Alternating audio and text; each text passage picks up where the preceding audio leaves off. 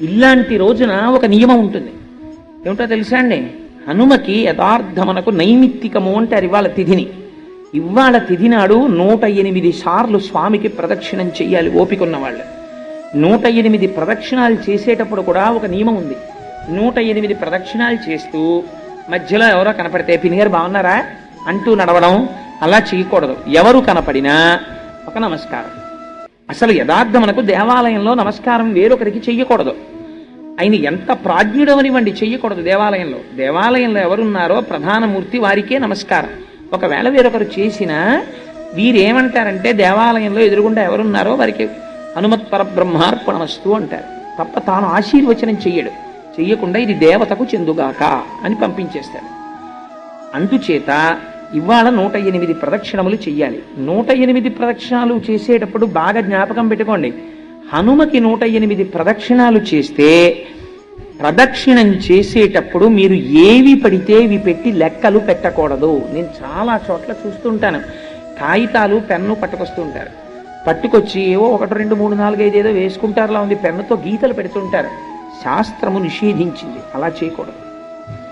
బాగా గుర్తుపెట్టుకోండి, ప్రస్తావన వచ్చింది కాబట్టి చెప్తున్నాను. మిరియముతో లెక్క పెట్టకూడదు. తెలియక మిరియం గింజలు ఇలాంటివి తెచ్చి లెక్కలు పెడుతుంటారు. ఎప్పుడూ వాడకూడదు. వాటి యందు ఉగ్రత ఉంటుంది. అందుకని మిరియాలు లెక్కకి తేకూడదు.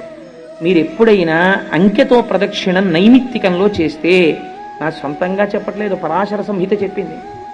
మీరు ఇలాంటి రోజున 108 ప్రదక్షిణాలు చేస్తే ఎలా చేయాలో తెలుసండి? మీ కామ్యము తక్షణము నెరవేరిపోతుంది.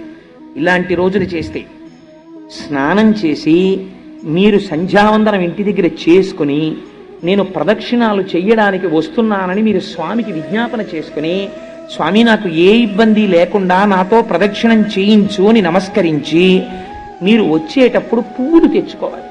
పువ్వులతో లెక్క పెట్టుకోవచ్చు. మీరు సజ్జలో కానీ ఇందులో ఉన్న పువ్వులు వేసుకొని ఒక ప్రదక్షిణం చేసి వస్తే ఒక పువ్వు అక్కడ పెట్టుకోవచ్చు. ఏమంటే గాలికి ఎగిరిపోతుందేమో అని మీకు అనుమానం ఉంటే వక్కలతో లెక్క పెట్టుకోవచ్చు. 108 వక్కలు లెక్క పెట్టి తెచ్చుకుని మీరు ప్రదక్షిణం చేసేటప్పుడు ఒక్కొక్క వక్క అక్కడ పెడుతున్నారనుకోండి, పరమ పావనం అయిపోతుంటుంది మీ ప్రదక్షిణం.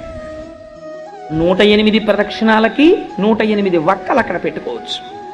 పుష్పము కానీ వక్క కానీ హనుమకి ప్రదక్షిణం చేసేటప్పుడు వాడి ప్రదక్షిణం చేస్తే అది పరమ శాస్త్రీయమై ద్విగుణీకృతమైనటువంటి ఫలితాన్ని ఇస్తుంది. ఎందుచేత అంటే కొంతమంది దేవతలకి కొన్ని ప్రదక్షిణాలు చేసేటప్పుడు జాగ్రత్తగా ఉండాలి. శివాలయాల్లో 108 ప్రదక్షిణాలు చేయక్కర్లేదు. అసలు చండ ప్రదక్షిణం అని ఉంది. మీరు చండ ప్రదక్షిణం చేస్తే 108 ప్రదక్షిణాలు చేసేసినట్టే. తెలియక శివాలయంలో 108 ప్రదక్షిణాలు చేసేస్తుంటారు. నేను చేయడం తప్పనంటలేదు. పుస్తకాలు పట్టుకెళ్ళడం, పెన్నులు పట్టుకెళ్ళడం, కాగితాలు పట్టుకెళ్ళడం, బెడ్డలు పట్టుకెళ్ళడం, మిరియాలు పట్టుకెళ్ళడం, ఏవి పడితే అవి పట్టుకెళ్ళి ప్రదక్షిణాలు చేయకూడదు. అలా ప్రదక్షిణం చేస్తే తప్పకుండా వక్కలు కానీ పువ్వులు కానీ పట్టుకెళ్ళి ప్రదక్షిణము చేయవలెను. ఒకవేళ ఏమండి మేము 108 ప్రదక్షిణాలు చెయ్యలేము, మరి ఎలాగా? బాగా జ్ఞాపకం పెట్టుకోండి. 2తో భాగించు.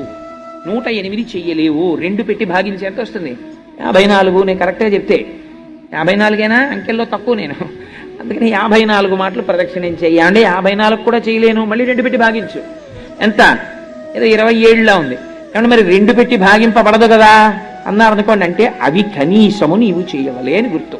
ఇంకా 2 చేత భాగింపబడదంటే 27 ప్రదక్షిణాలు కూడా చేసేటంతటి శరీర స్థితి నాకు లేదు అని నువ్వు అనుకుంటే అప్పుడు 11. నీ శరీరము నిన్ను అనుమతించకపోతే, అంతగా రోగగ్రస్తమై ఉంటే శరీరము, అప్పుడు 5 కూడా నేను చెయ్యలేను. 3 అది కూడా చెయ్యలేను. 1 అది కూడా చెయ్యలేను. మానసికం చేస్తే అపారమైన ప్రయోజనము. మనుష్య జన్మ ఎత్తి హనుమ జయంతి నాడు మీరు హనుమ దేవాలయానికి వెళ్ళక, హనుమ గురించి వినక, ప్రార్థనా శ్లోకము చెప్పక మీ రోజు గడిచిపోయింది అనుకోండి, మీ జీవితంలో ఒక మహద్భాగ్యాన్ని మీరు వదిలిపెట్టేసినట్టే. అందుకే ఇవేమీ చేయలేకపోతే ఏం చేస్తావు? అంత భక్తుడి ఇంటికి నీకు అనుమతి ఉంటే నీ ఇష్టం వచ్చినట్టు వెళ్ళి క్యూలు కట్టి ఇస్తానంటే కుదరదు. ఆయనకి ఇష్టం అయితే పుచ్చుకుంటాడు అంతే. నీకు అంత చనువు ఉంటే మాత్రమే ఆయనకి 5 పళ్ళు ఇస్తే ఆయన పుచ్చుకుని నోట్లో వేసుకుంటే నీ జన్మధన్యం అయిపోయినట్టని చెప్పింది శాస్త్రం. ఇన్నింటినీ ఎందుకు అనుగ్రహిస్తారో తెలుసా అండి? అంత సర్వోత్కృష్టమైనటువంటి తిథి ఈ తిథి, అంత గొప్ప తిథి హనుమత్ జయంతి అంటే.